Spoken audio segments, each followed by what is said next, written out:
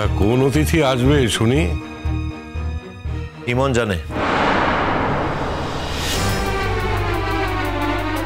ওর বউকে বলতে বলো কারা আসবে। তাদেরকে আমরা চিনি কি না তাও তো জানতে হবে। কেন? ধরো যদি নাই চেনো, তা বলে কি আমাদের বাড়িতে কোনো নতুন অতিথি আসতে পারে না?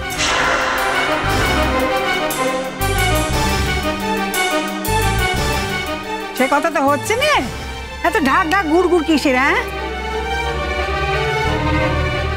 তারা এলে কি আমরা কি বারণ করতাম তাদের আসতে? আমি সবাইকে একটা কথা পরিষ্কার করে বলে দিচ্ছি, ভালো করে শুনে নাও, এটা আমার অর্ডার। যারা আসছে তাদের সামনে কিন্তু সবাই হাসি মুখে থাকবে, কারোর মুখ কালো যেন আমি না দেখতে পাই।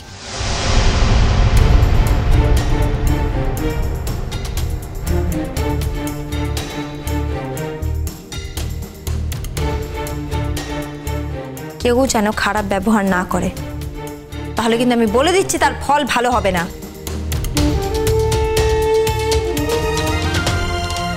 কি বললে তুমি? কি বললে? হ্যাঁ, এত বড় কথা? যত বড় মুখ না তত বড় কথা না?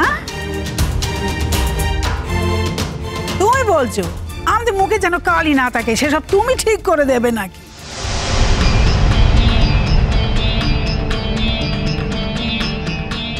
কি ব্যাপার হলো? এখন কি আমাদের ওর অর্ডারে চলতে হবে নাকি? হ্যাঁ, একদিন কোথায় ছিল? হ্যাঁ, তুমি তো এখনো ভালো করে সুস্থ হয়ে ওঠোনি। একদিন কোথায় ছিল? কোনো খোঁজ রেখেছে তোমার যে তুমি কিভাবে ছিলে এতদিন? হ্যাঁ, আজ একেবারে আসতে না আসতেই একেবারে মুখে যা আসছে তাই বলে যাচ্ছে।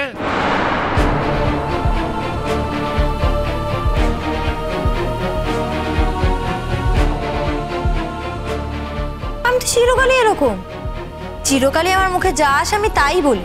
আর তোমার ছেলেও আমাকে খুব ভালো করেছে, তাই নতুন করে তোমার ছেলের কানে কিছু বলার কোনো দরকার নেই, এতে কোনো লাভ হবে না।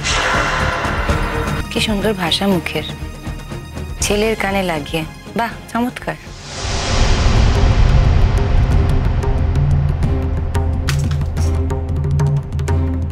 আচ্ছা রূপকথা, তুই বা তখন থেকে ইমনকে উস্কাচ্ছ কেন বলো তো? তোমার কি অসুবিধাটা হচ্ছে? ইমনের একদিন ইচ্ছে করেছে ও রান্না করবে, ও রনকে বলেছে, রন টুবলুকে দিয়ে বাজার করে দিয়েছে। তাতে কোন মহাভারতটা অশুদ্ধ হয়েছে আমি জানতে পারি? আশ্চর্য তো। তোমার যদি কখনো মনে হয় যে তুমি রান্না করবে, তুমি যদি বাড়ির কাউকে বলো বাজারটা করে দিতে, তারা কি দেবে না? তাহলে আমি কিছুতেই বুঝতে পারছি না তুমি কেন এত অশান্তি করছো। কি ইমন রান্না করতে এসছে বলে তাই এত অশান্তি করছো?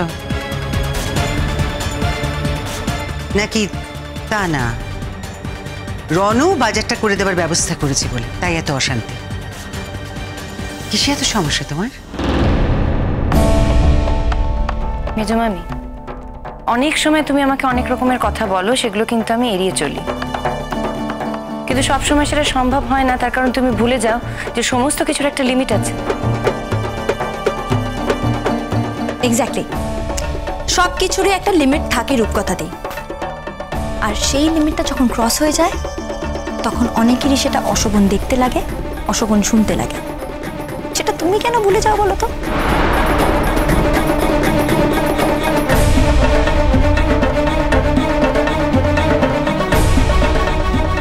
হ্যাঁ, আমি জানি কি বলে যাচ্ছ আর কেন বলে যাচ্ছ, কিন্তু আমি জানতে চাইছি কিসের জন্য বলছো, তোমার সমস্যাটা কোথায়, কি চাও তুমি? আমি এটা জানি তোমার সমস্যাটা কোথায়, আর সেই সমস্যার আমি সমাধান করতেও চেয়েছিলাম, কিন্তু তখন তুমি ভালো মানুষই দেখিয়ে আমাকে সেই সমস্যার সমাধানটা করতে দাওনি। আর আজ যখন আমি এই বাড়িতে ফিরে এলাম, নিজের মতো করে এই বাড়িতে থাকতে চাইছি, তখনও তোমার প্রবলেম, তোমার খারাপ লাগছে কেন?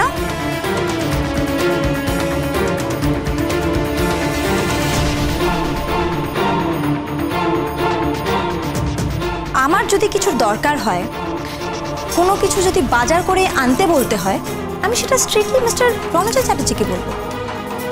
আমি অন্য কাউকে কেন বলবো? কারণ আমি খুব ভালো করে জানি আমার যদি কোনো দরকার হয় সেটা এই বাড়িতে একমাত্র মিস্টার চ্যাটার্জি পূরণ করতে পারে, আর কেউ না। হ্যাঁ, আমি যদি এটা জানতাম যে এই বাড়িতে আরও অনেকেই আছে যারা আমার এই সমস্যার সমাধান করবে, তাহলে আমি তাদেরকে বলতাম।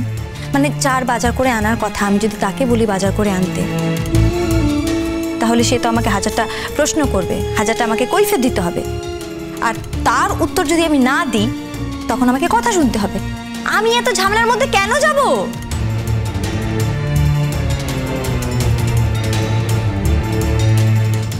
আমি তাই সোজাসুজি মিস্টার চ্যাটার্জির কাছে যাব, গিয়ে বলবো আমার এটা চাই, আর উনি সেটা পূরণ করে দেবেন। That's it. তোমাদের কেন সেটা সহ্য হচ্ছে না? তোমার কেন সহ্য হচ্ছে না? খবরদার ইমন, খবরদার রূপকথা দি।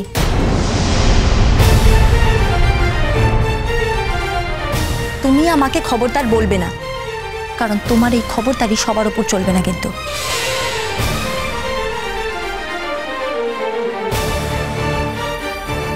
ইমন, তোমার মুখে যা আসছে তুমি কিন্তু তাই বলে যাচ্ছ, একবার ভাবছো না তুমি কি বলছো? আমি যা বলছি সেটা ভেবে বলছি রূপকথা দি, আর তুমি আমাকে দিয়ে বলাচ্ছ বলে আমি বলছি। যাই হোক, ভালো করে সবাই শুনে রাখো, আজ আমাদের বাড়িতে 2জন বিশেষ অতিথি আসছে, আর আমি চাই না এই বাড়িতে কোনো রকম সিন ক্রিয়েট হোক, কোনো রকম ক্যাওস হোক। কেউ মুখ কালি করে থাকবে না। আর যদি তোমরা আমার কথা না শোনো, খুব ভালো করে জানো আমি কিন্তু আমার সমর্থি ধারণ করতে বাধ্য হব। দেখলে দেখলে দেখলো, ভয় দেখাচ্ছে। দেখো দেখো, তোমরাই দেখো, আমি তো দেখেছি, আমি তো প্রতিজ্ঞা করেছি কোনো কথা আমি থাকবো নি গো, তাই আমি কোনো কথা বলতে যাচ্ছি না।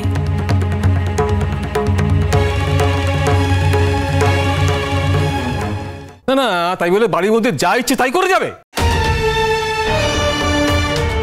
বাবা কিচ্ছু যা ইচ্ছে করেনি কিন্তু ইমন। তোমরা একটা ছোট জিনিসকে বড় করে দেখছো, তিলকে তাল করছো। একজন মানুষ সে সব করে বাড়িতে রান্না করতে গেছে, তাও নিজের জন্য করছে না, কিন্তু তোমাদের সবার জন্য করছে।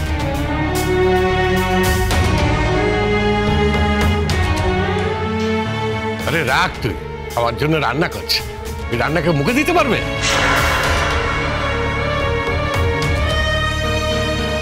তাও যদি একার মুরদে করতো তাহলে বুঝতাম, সঙ্গে তো মেজো উঠান সমানে ঠেলা দিয়ে যাচ্ছে।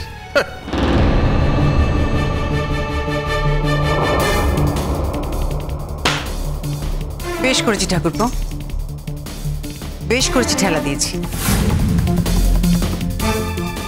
আমার ইচ্ছে হয়েছে তাই দিয়েছি, আমি ভালোবেসে দিয়েছি। আমার যখন কোনো অসুবিধা হচ্ছে না, তোমাদের এত অসুবিধে কেন? আচ্ছা, একটা বাচ্চা মেয়ে সে রান্নাঘরে এসছে কাজ করতে, কোথায় তোমরা তাকে উৎসাহ দেবে তা না, তখন থেকে খিটে করে যাচ্ছ কেন বলো তো? কিসের এত গায়ে জ্বালা তোমাদের?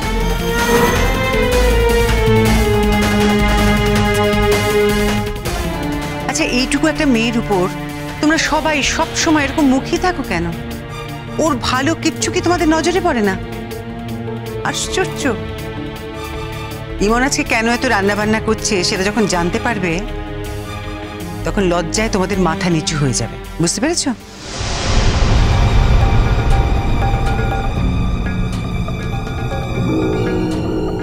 তাই নাকি? সেই লজ্জায় মাথা নিচু করে থাকার লোকজন কারা শুনি? থাক না মা, যখন আসবে ঠিক বুঝতে পারবে।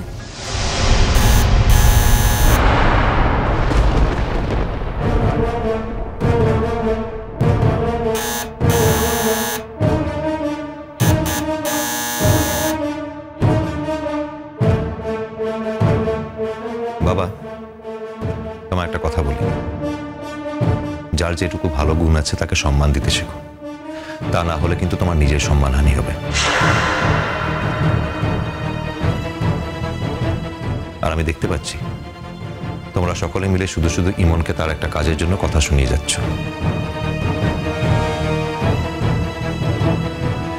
ভালো করে ভেবে দেখো তো, তোমরা যেটা করছো সেটা কি ঠিক করছো?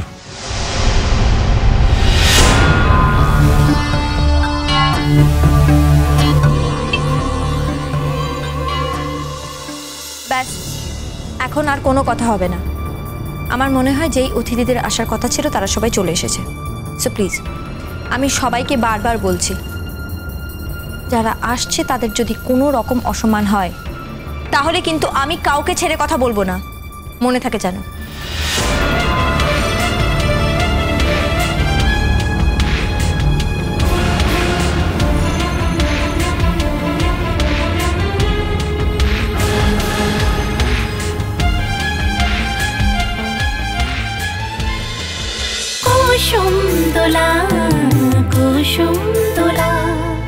স্টার জলসার প্রিয় শো দেখার জন্য সাবস্ক্রাইব করুন আমাদের ইউটিউব চ্যানেলে এবং আপডেটেড থাকার জন্য প্রেস করুন বেল আইকন। চলো চলো চলো চলো পাল্টাই।